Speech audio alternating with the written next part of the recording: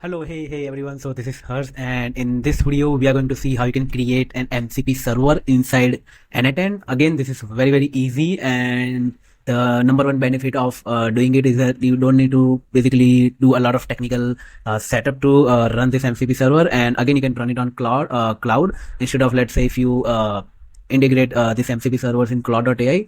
Again, you have to, for some in some cases, you have to run it on your cloud desktop, right? So again, this is a very simple but very effective setup that you can do inside n8n itself. And again, so without wasting any more time, let's get straight into the video. So so first let's talk about the benefit and why exactly you should use this inside n8n. So again, number one benefit is that once you create this MCP server inside your n8n instance, again, you don't need to create it again and again. You can call this MCP server whenever you want, right? So for example, right now it is just looking like there are two things over here. This is the MCP server that we have created for Google Ads, and this is the AI agent that is actually calling this MCP server through this tool. Now, what's the difference? Because earlier, when MCP servers are not there, what we were used to do is that we actually create a tool, connect the tool, and we actually call the another workflow in the n8n, right? So if I click on this, you can call n8n workflow. You can call the tool as well. So again, that is what we were doing initially. Now the drawback to that is that every time you want to call another n8n workflow, you have to create that. Every time you have to create a new things if you want that, right? Let's say if you want some sort of a list of campaigns from Google Ads, you have to create that workflow, right? Let's say if you have some different requirements, you have to create a workflow for that, and then only you can able to call that workflow using this tool. Now in this case, once you create MCP clients and you create add multiple tools to that. For example, in our case, basically we have added this Google Ad tools via custom API call, and now this is the one-time setup that I have done. And now anytime, let's say if I want specific details from my Google Ads account, I can easily get that details within minutes by just typing it out in the chat box. So that's the advantages over the AI agent itself, right? Now, how to create this? So first of all, what you need to do is you need to just click on this plus icon and type it over MCP server trigger. Now click on this. Once you click on this, it will be looking like this, something like this, right? Now here, what you need to do is you need to just click on this production URL, copy this URL, and in your another workflow or in the same interface, you can add the AI agent. And over here, basically just connect the model and the simple memory, right? And over here, click on this tool plus icon and search for MCP client tool. Now just click on it, and over here you just need to paste that webhook URL over here in the endpoint bracket, and that's it. Again, here you can call a specific tool as well if you want, right? Let's say you can let's say if you have a multiple tools with the MCP, you can call multiple.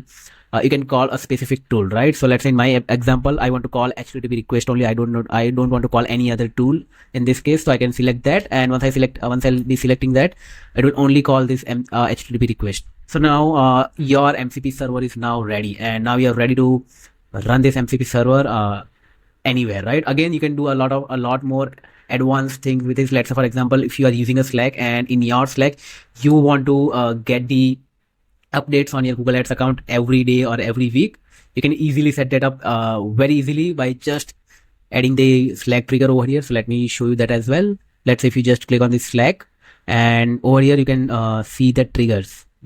Where are those triggers? Yeah, over here you can see the triggers. So basically right now in this one, let's say if you want to trigger this workflow every day, what you can do is you can just type trigger, and where is it? Trigger? Yeah, on schedule you can run this workflow, and then basically you can send this data to your Slack in a very particular structure, right?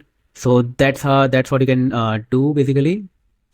Let's say if you enable this requires specific output format, then there's another tool called, let me zoom in, tool called tool output parser. Right now over here you can add the structure output parser, and it will basically deliver the output in a format that you want, right? And that could be a game changer for anyone, because I think then let's say if you have to update your clients on every week on, let's say, numbers, you can easily set that up in n8n, right? So again, this is really powerful. Now I'll be showing you the demo of this particular tool, how it works.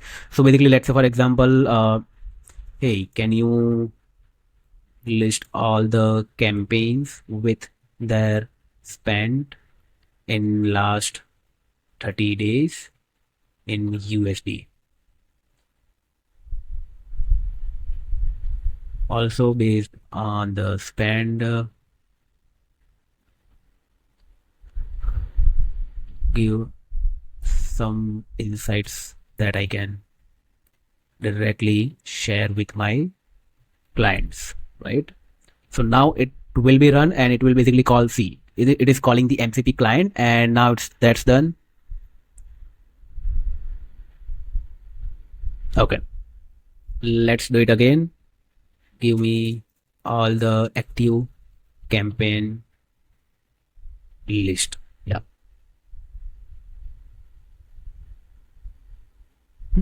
Interesting. Okay.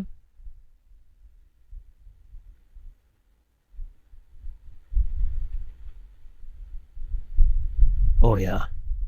The problem is this.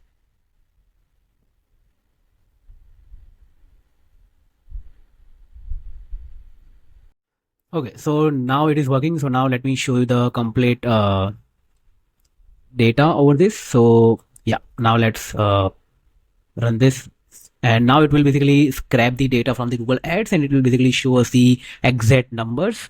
So here are the campaigns with that span in last 30 days, right? So it is like, see, this is the first, this is second campaign, and if you can see, it is also providing the insights on like, hey, the spend is like, let's say, significantly higher compared to, let's say, this particular campaign, and the first campaign has a conversion rate of approximately 5.36 with 3 conversions, showing decent engagement level or something like this. Now again, this is very subjective, and if you haven't provided a lot of context to these AI models, then it will then predict by themselves, right? So which means that you have to be very careful with the sort of insights that you will get from these AI models.